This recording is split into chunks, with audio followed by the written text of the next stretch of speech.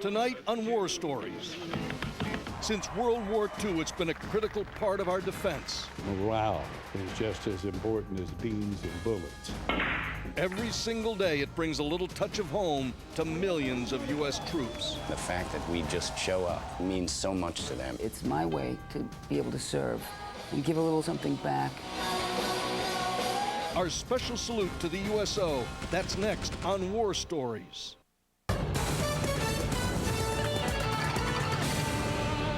Hello, everybody. I'm Paige Hopkins. The U.S. and the world are on alert for a possible terror attack. The national threat level raised from elevated to high. Homeland Security Secretary Tom Ridge warns the threat of terror activity is the highest since the attacks of 9/11.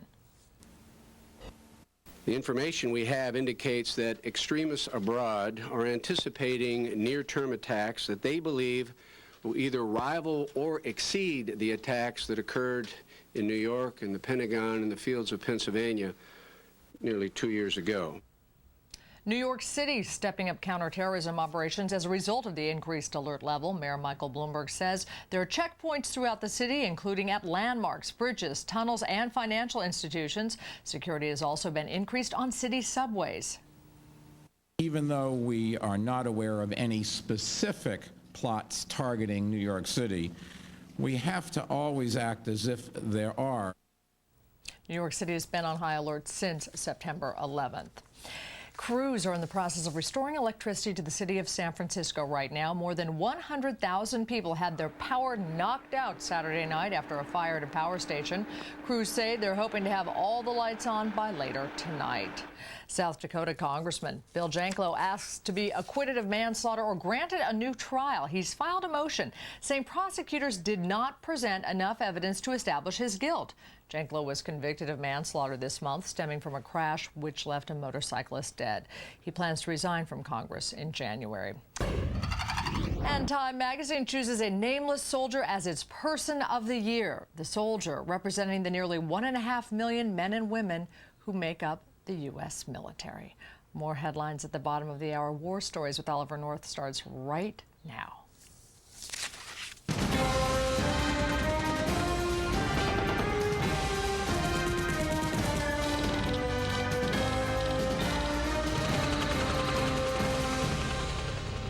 Good evening, I'm Oliver North. Welcome to War Stories and our holiday salute to the USO. We're here at a busy U.S. Air Force base in an allied country on the Persian Gulf. In a few hours, Wayne Newton, Gary Sinise, Chris Isaac, and the Dallas Cowboy cheerleaders are going to be on this stage performing for hundreds of young American airmen. We'll have a brief respite from the war on terror. Ever since the USO was founded in 1941, American entertainers have been giving up their holidays to bring a touch of home to those who serve far from home.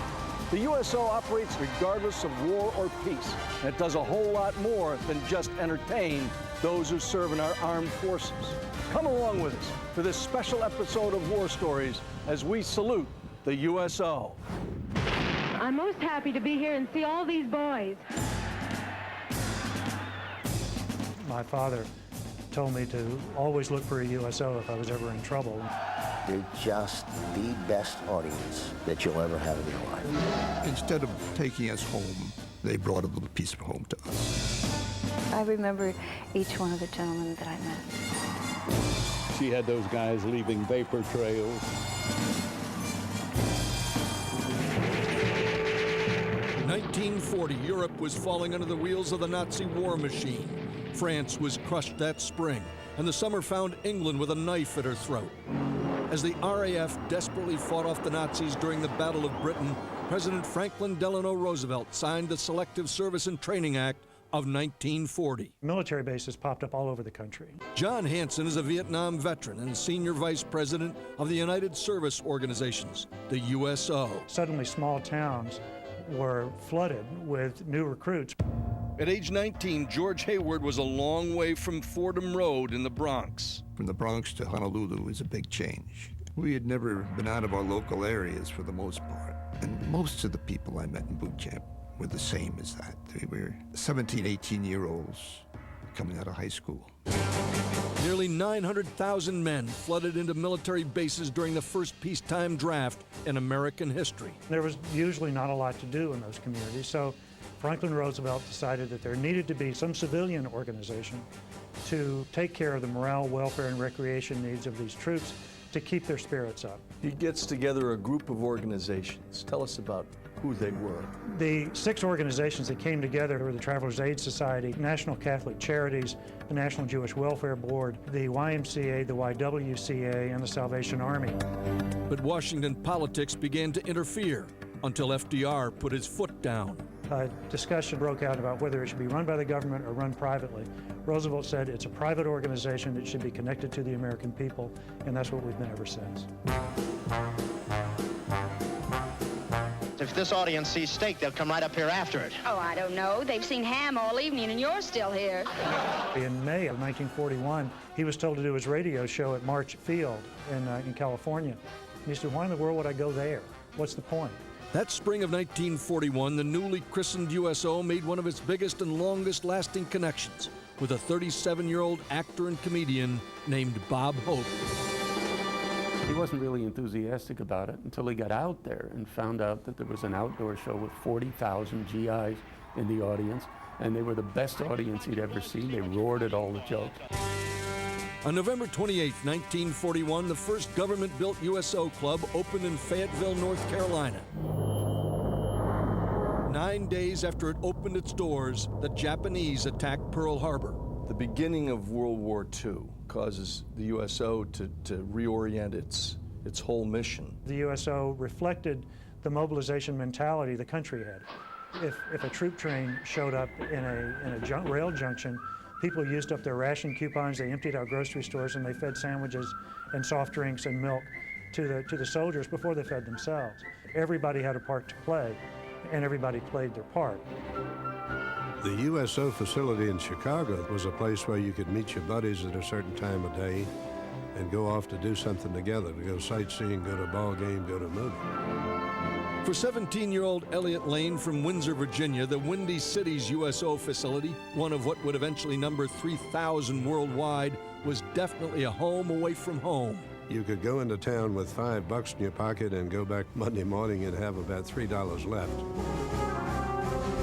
Men from all walks of life were drafted or enlisted during those early days of the war. One of them was a former child actor, Mickey Rooney.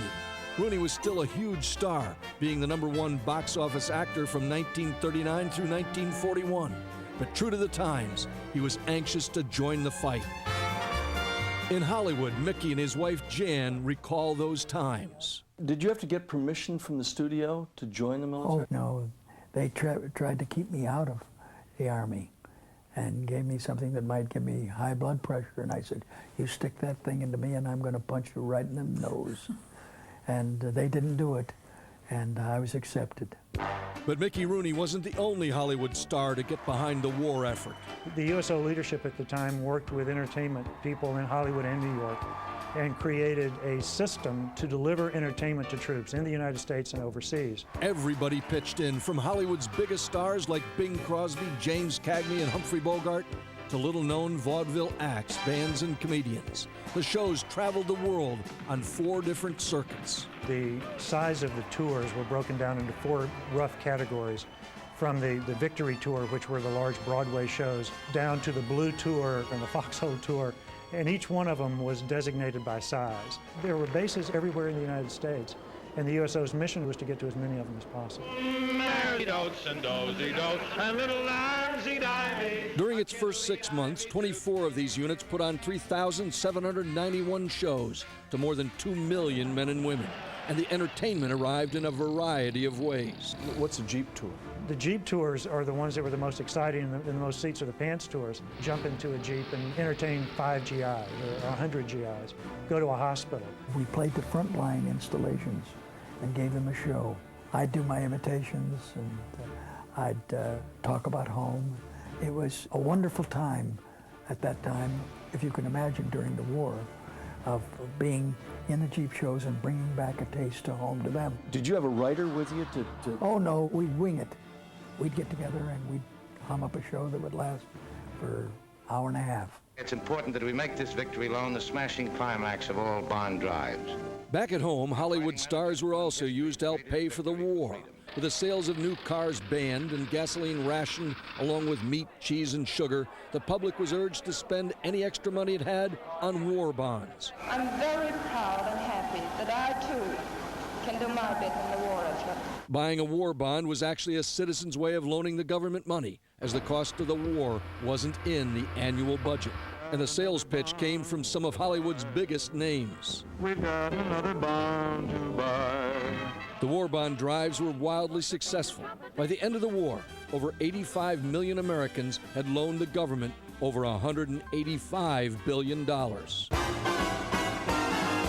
October 3rd, 1942. A year after Hollywood hooked up with the USO, it was opening night at the Hollywood Canteen. Founded by actors John Garfield and Bette Davis, it opened in a former livery stable off Sunset Boulevard in Hollywood. The place was so crowded, the only way Bette Davis could get in was by crawling through a window. Do you remember the Hollywood Canteen? Oh, that's where it all started. There were so many wonderful people. My friend Jimmy Cagney, Bette Davis, Jimmy Durante would entertain. I wonder what he'd do with the stick if the band didn't show up.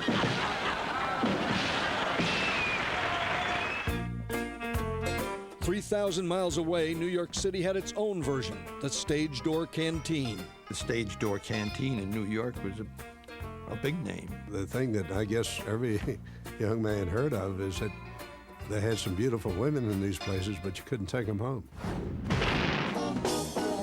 This is singer Wayne Newton performing in Southwest Asia before an obviously appreciative crowd.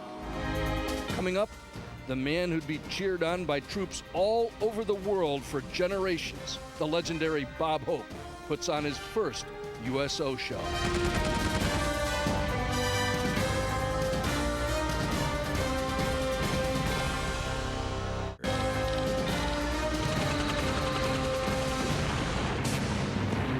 Summer 1943, Allied forces push into Sicily and the Japanese take heavy losses in the Pacific. Meanwhile, Bob Hope landed in North Africa during his first overseas USO tour. I wish that I could kiss each and every one of you. Joining him was the beautiful singer and actress, Frances Langford. You want to get us trampled to death, the U-kid? We had some bad air raids in North Africa, and they got awfully close. They were right over us, and we were frightened, let me tell you, but we came through all right.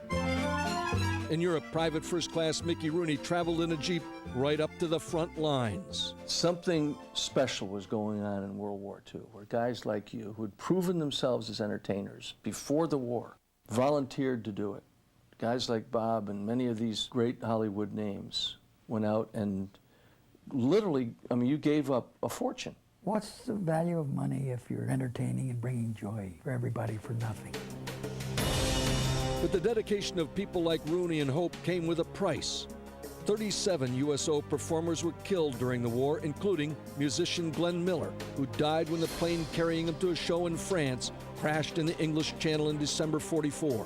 A few months before Miller's plane went down, Bob Hope had his own close call in the Pacific. In the Coral Sea, going from one island to another, they crash landed in the ocean. Jerry Colonna and my father and Tony Romano, who was the guitar player, and that small traveling troupe. Frances Langford was also aboard. We lost an engine, and he said, we're going to have to ditch. And we lost the other engine, and down we went.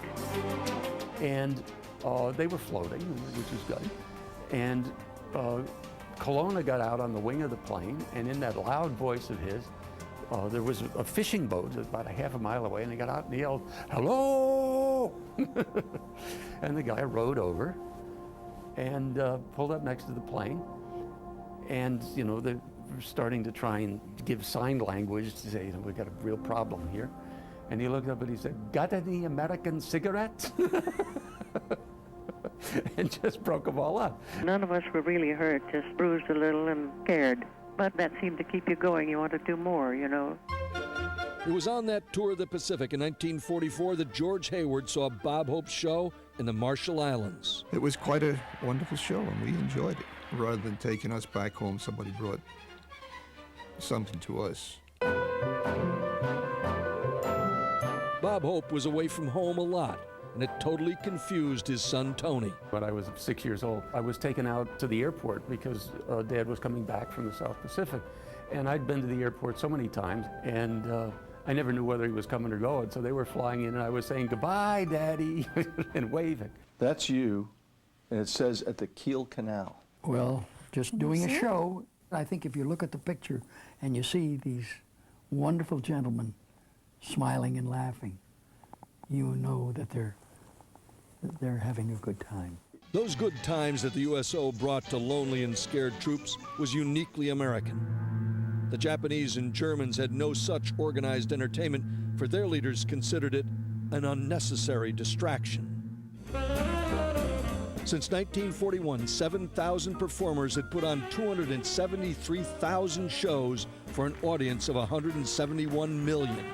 But even after the war's end, the shows still went on. In about 1946 or 47, my father was in a barracks of wounded and disabled.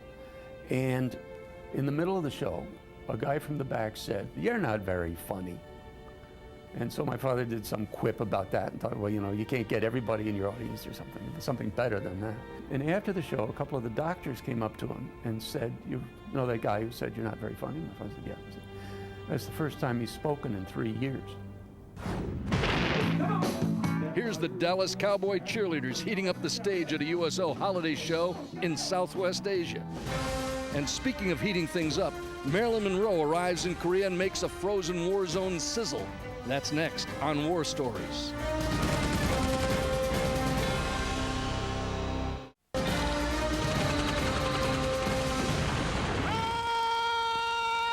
Thanks all you men dressed in khaki.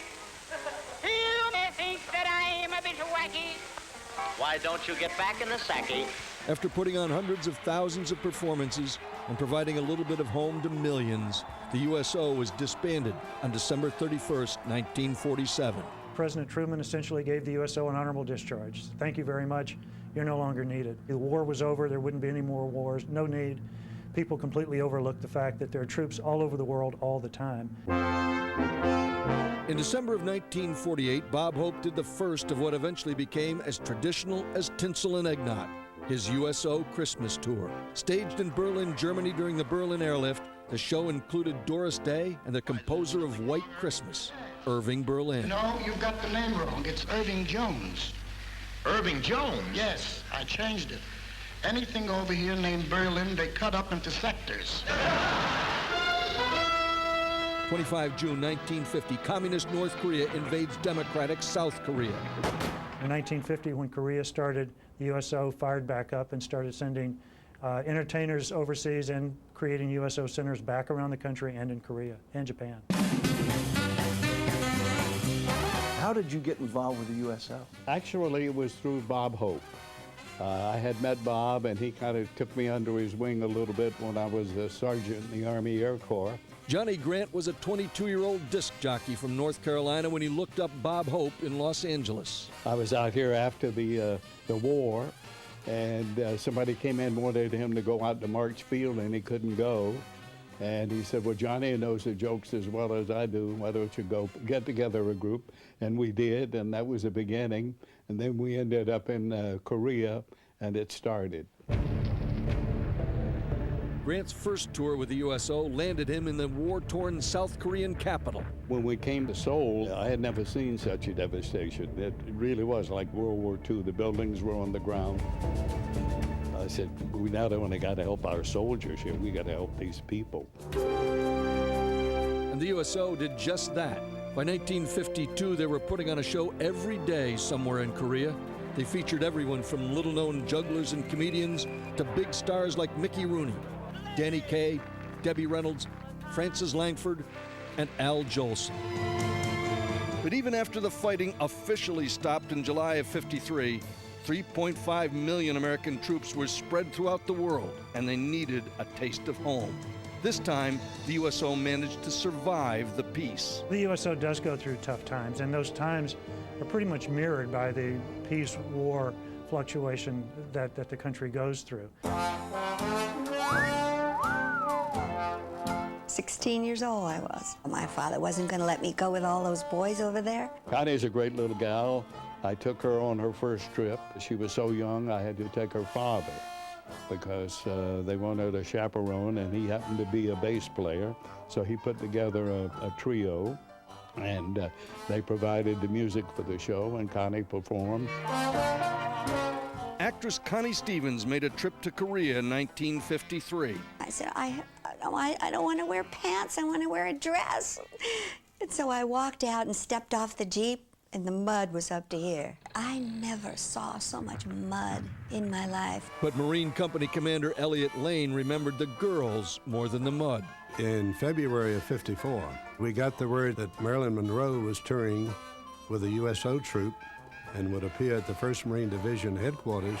And the 1st Marine Division at that time had over 20,000 troops. Obviously, not all could attend.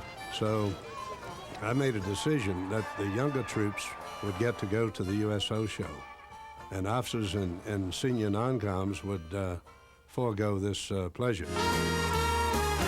But this was Marilyn Monroe. Neither the freezing cold nor lack of seats could stop some very enterprising young Marines from seeing one sexy blonde from back home. They said, "Sir, is it all right if we go up a Jeep trail on a hill and look at the show from a distance?" So we watched the USO show from maybe 1,000 yards away. The sound was good, but the vision left a lot to be desired.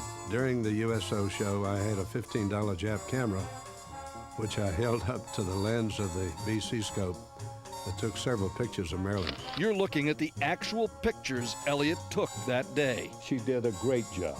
She was just what the doctor ordered. She came riding up in those tanks and wiggling along into the mess halls and all. She just did her thing. And the guys that got so excited, their dog tags were panting, and they were yelling, "Marilyn, we love you," and it was a love in Korea.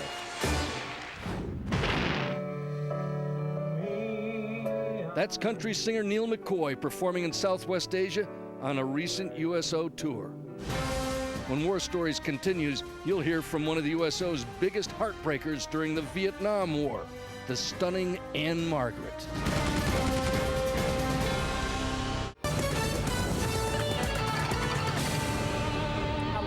I'm Paige Hopkins. The national terror alert level has been raised, and cities across the country are increasing security. The government boosting the threat level from elevated to high because of increased terror chatter. Homeland Security Secretary Tom Ridge says extremists may be planning attacks to, quote, rival or exceed September 11th. Airports from Los Angeles to New York are taking extra precautions. Ridge says expensive and considerable protections are in place across the country. The State Department has reissued a warning for worldwide caution, urging U.S. citizens abroad to maintain a high level of vigilance. The warning reads, quote, "We are seeing increased indications that al-Qaeda is preparing to strike U.S. interests abroad. We expect al-Qaeda will strive for new attacks designed to be more devastating than the September 11th attack." In Iraq today, U.S. troops rounding up suspected rebels based on information collected since the capture of Saddam Hussein. Troops smashing down doors in the town of Rawah during their multi-city sweep. The U.S. military says dozens of people were detained, including Saddam loyalists. A number of weapons also were found. The chairman of Afghanistan's Grand Council says he's ready to vote on a new constitution. Delegates spent 8 days combing through a draft drawn up by President Hamid Karzai's government. They've been divided on issues such as human rights and presidential power. The final document will pave the way for presidential elections next year, which Karzai is expected to win. And finally, there were memorials in the U.S. and in Britain today to remember the 270 victims of Pan Am Flight 103. Today marks the 15th anniversary of the explosion over Lockerbie, Scotland. Former President Clinton attended the service at Washington's Arlington National Cemetery. A Libyan citizen was sentenced to life in prison for the 1988 bombings, but some families say big and important questions remain unanswered. More headlines on 30 Minutes War Stories with Oliver North continues right now on the most powerful name in news, Fox.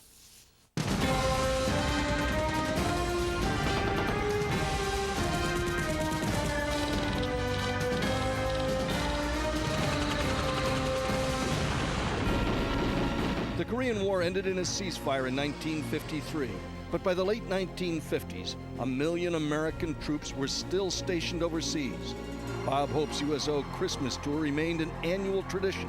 And in 1960, 30-year-old Don Lane from Richmond, Virginia was assigned to escort Hope when he and his troop arrived in Guantanamo Bay, Cuba. When Bob Hope got off the plane at Guantanamo, he wasn't feeling too well. So we rushed him over to the Naval Hospital. And they ran a bunch of tests on him, and in true fashion, when they finished the test, the corpsman showed him his EKG, and Bob signed it, "With all my heart, Bob Hope." And the irrepressible Bob Hope soldiered on. He brought in his band. They put on a great show. The early 1960s were a tough period for the USO. It was so underfunded that by 1962, it teetered on bankruptcy. But then the world's attention turned to a new hotspot called Vietnam. The first Vietnam USO club opened in Saigon in September 1963. More clubs soon sprang up, places where lonely GIs could read, write letters, or make tape recordings to be sent home. Later on, when phone exchanges were made available to the troops, they made as many as 24,000 calls per month. Vietnam operated a center in a combat area. And as you know, Vietnam, there was no place safe. Bob Hope and his 24-year-old son Tony quickly discovered that in 1964, when they brought his annual USO Christmas show to Vietnam for the first time. The hotel your dad is getting ready to stay in actually gets hit. They'd blown up the hotel across the street. They thought we were coming in that day, and they were trying to blow him up. When the tour made a stop in Korea Christmas morning, Tony realized just how important his father was to the troops. It was snowing, so I went out early to check the stage, and the front 40 or 50 rows of seats were covered with big tarpaulins. All of a sudden, I noticed out of the corner of my eye that the tarpaulin moved. And so I hopped down off the stage and looked underneath. And there were about 2,000 GIs who'd been there for a day already under this tarpaulin, waiting for the show because they wanted the best seats. The morale benefits were just immeasurable. Major Jim Cadigan was a 31-year-old from Canton, Massachusetts, and never forgot seeing Bob Hope in 1968. The things these kids got out of being off the line and watching that show was a fantastic morale boost. In his audiences, he always made sure that the first 40 rows were enlisted men, and then the officers could sit behind that. Entertainer Wayne Newton, the future Mr. Las Vegas, first arrived in Vietnam in 1966. They asked us not to go with Mr. Hope simply because his was such a big show that they could play him in Saigon and Da Nang, but they couldn't send him to other places that were much smaller units. And so both times we ended up in the sticks and in the boonies and in the rain and in the mud. I remember we'd visit hospitals at night after the show. The soldiers were realistic about their injuries and wanted something to lift them a little bit. So he'd just walk into a room with 40 beds and guys lying in traction and say, "All right, everybody up." One of those wounded soldiers was a 22-year-old artillery officer from Midland, Texas, named Tommy Franks. I was in the hospital at Christmas time in Saigon. Bob Hope came through with Raquel Welch. It was absolutely magnificent. Bob, are these men really so starved for affection? Oh, at that time I had no idea what USO was, Molly, but I knew exactly who Raquel was, and so it was absolutely terrific. In the latter half of the 60s, when public opinion turned against the war, it hit the USO hard. Many mistakenly saw the USO as an arm of our military. You'll remember it, Ollie, back during the Vietnam time when if you were a soldier, if you were a Marine, if you were an airman, and you were associated with the war, it had to be bad. Recruiting stars to go and entertain the troops became increasingly difficult. Johnny Grant, a Los Angeles disc jockey and a USO veteran of Korea, made 14 trips to Vietnam. I took a lot of heat during the Vietnam War, and there were certain people that would not go on with me. And I understood that. That was their right. But it was in my heart to go out there to try to keep their morale up. I was in a group, Tommy James and the Shondells. The Rock and Roll Society basically stood against the war in Vietnam. Rock musician and producer Kenny Laguna also didn't like the treatment he received for supporting the USO. I remember there was a radio station that dropped a record because I went onto a military base, and they found out, and it was like they had the audacity to connect that. I was talking to the guys at the Big Red one day, and they said, we have our own Big Red One. And I knew what they were talking about. And I said, you mean Anne Margaret? And they, yeah, she's our gal. He really admired her as a performer, and I knew that she'd end up on the Christmas tour sooner or later.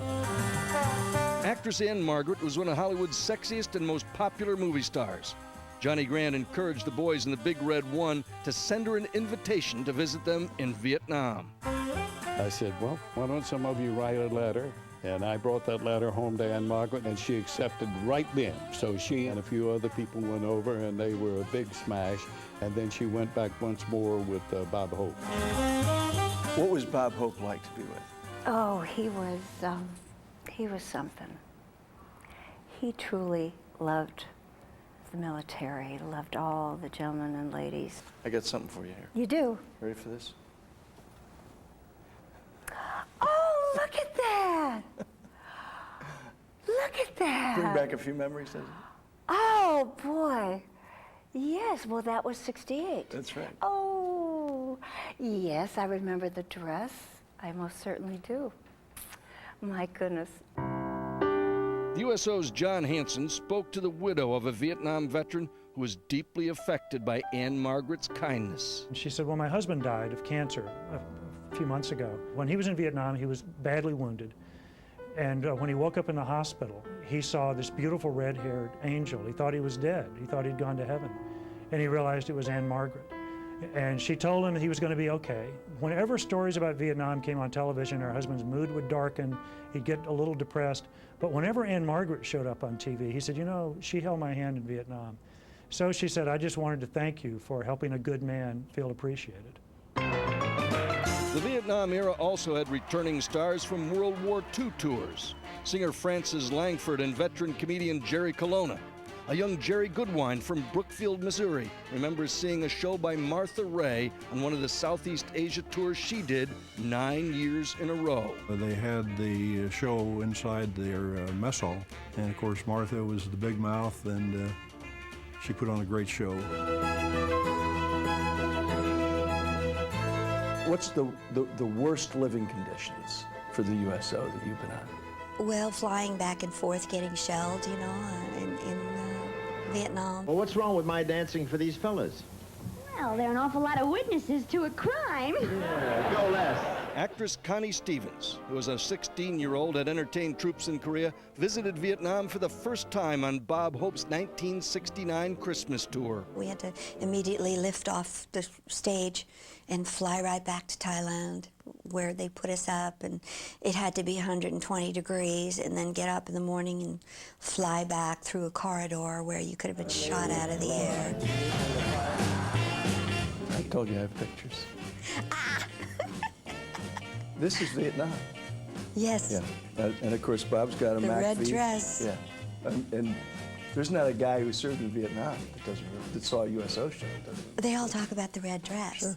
I had some nerve to wear this red dress. I mean, Everybody loved it. You know, the funniest thing is I chose the dress because it was so hot in the jungle. Yeah. And when I think of it now, I wouldn't let my daughter go out in a dress like that. You're watching more of Wayne Newton's 2003 holiday USO tour in the Persian Gulf. When War Stories returns, the last troops leave Vietnam, and the USO is once again on the hot seat.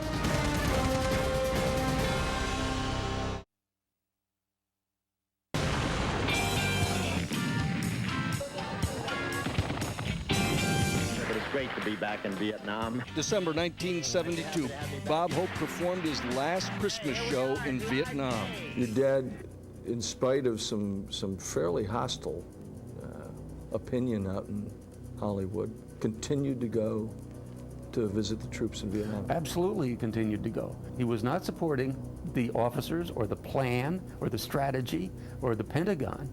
He was there for the troops. Those were his guys. The USO recognized that the unpopularity of the war made the transition back to civilian life a harder one for the returning Vietnam vets, so it offered assistance with job searches, housing, education, and substance abuse. We talk a lot about entertainment. It's 100% of what people understand about the USO, but it's about 20% of what we do. 80% of what we do is the daily care and feeding of the morale and welfare of troops who are stationed a long way from home. They also decided to establish USO centers in major international airports with a rather simple goal: to provide a respite for some soldier who's far away from home and doesn't know if he or she will ever see home again. Lon Martin was a young Marine from Jacksonville, North Carolina, when he began using the USO airport centers while on active duty in Southeast Asia in the early 1970s. To have a place you can go into, actually sit in a comfortable seat, have a cool drink, or have a free sandwich, and just have an opportunity to relax, it's a good experience. But the USO was in jeopardy once again after the Vietnam War and the draft ended. Once the draft ended, people forgot that there's a military.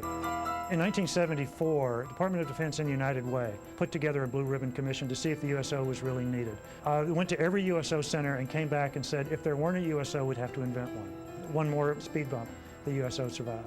For the next decade, small USO shows took place in veterans' hospitals around the country. Along with Bob Hope, they featured athletes and Miss Americas.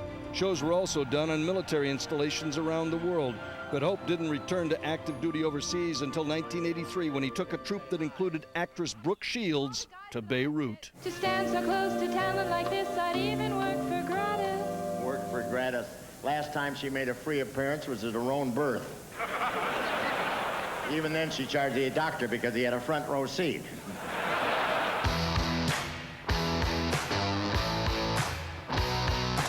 Rock and roll began leaving its indelible mark on the USO during the 1980s when members of bands like the Doobie Brothers, Kansas, and Crosby, Stills and Nash began performing on USO tours. Joan Jett also pitched in, performing her hard-rocking act on military bases around the world more than 60 times since 1980. What drives you to keep doing this time and time again? Even though you have to go in harm's way, even though you're in very uncomfortable circumstances, why do you keep doing this? It's the connection with the troops. It's the stories. It's talking about home. It's hearing about their families and their kids and sharing pictures. The gratefulness that oozes out from them. And it's you know, it's just a really sort of a reciprocal sort of love. Is there a difference between the military audience and the civilian audience? I think there is. It's sort of, you know, there's an intangible. They're a great rock and roll crowd and very enthusiastic, very vocal. When you play I Love Rock and Roll, what do? They go crazy? Yeah, you know, it's a, oh, you know, the dancing and screaming, the fists go up in the air.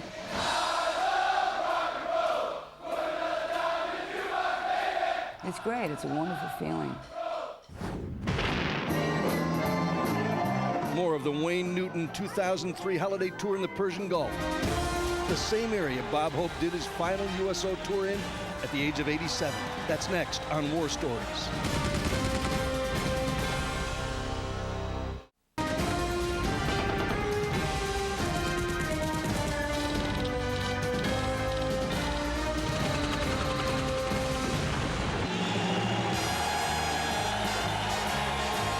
I introduced him in Bahrain on his last show ever.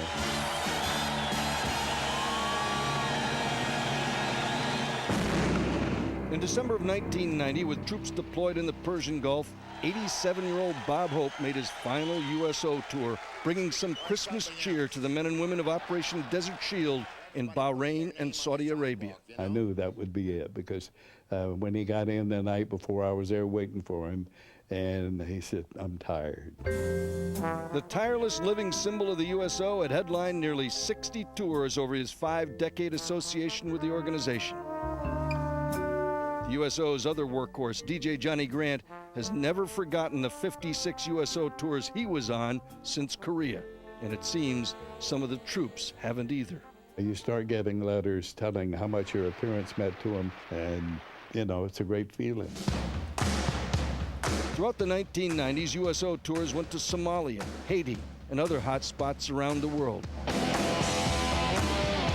Joan Jett continued to entertain troops in places like Bosnia with her musical partner, Kenny Laguna.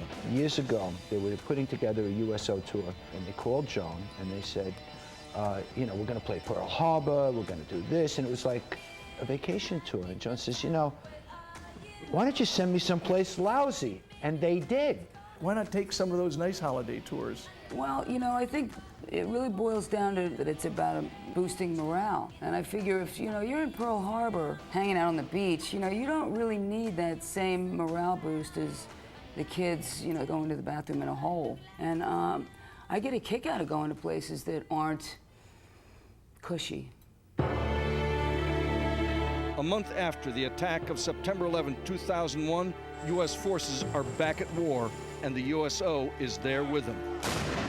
With thousands of troops deployed once again to the Persian Gulf and Afghanistan, the USO is right there on the front lines, this time with some new blood. I volunteered for the USO shortly after 9/11. I'd felt, you know, just a need to support, you know, the troops. You'll be able to come back to Baghdad with your children and your grandchildren.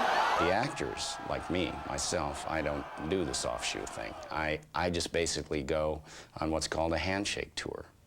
And I shake hands and sign autographs and talk to the troops and basically acknowledge my gratitude for what they're doing out there. And the fact that we just show up means so much to them.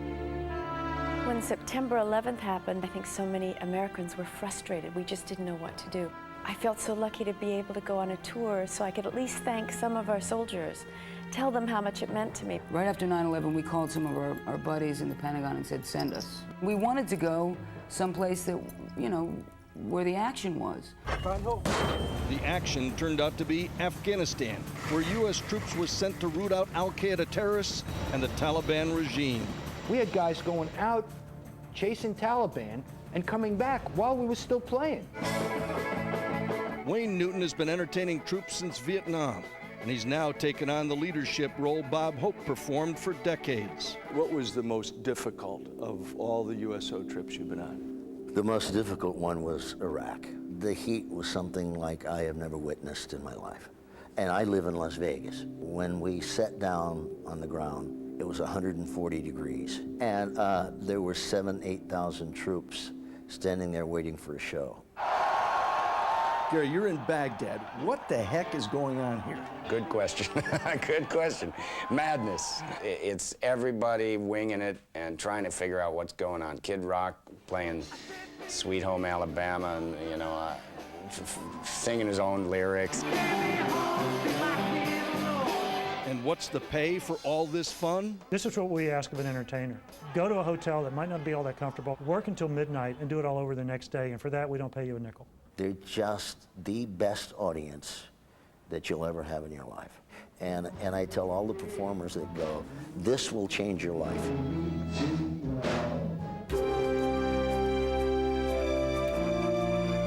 The USO currently operates 118 centers worldwide and serves more than 5 million servicemen and their families annually. Programs now include childcare, support groups, and crisis counseling. 50 years from now, will there still be a USO? If there's still a military, there'll be a USO. USA! USO! The USO is going to be wherever military members are until every single one of them is home. I've got you by my side both day and night. That's Chris Isaak performing in the Persian Gulf. And check out the guy on bass. It's one of Hollywood's best actors, Gary Sinise. We'll be right back with more war stories right after this. Because you're mine, I walk the line.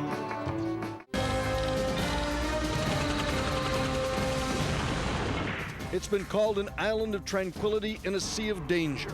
The few hours of peace and the little taste of home that the USO has brought to soldiers, sailors, airmen, and Marines stationed around the world since 1941 has been as crucial to the military as any weapon or strategy. President Dwight D. Eisenhower once said that morale is the greatest single factor in successful wars. And for that, many thank the USO. Theirs is a war story that deserves to be told. Shall we? From everybody here at War Stories and the Fox News Channel, good night.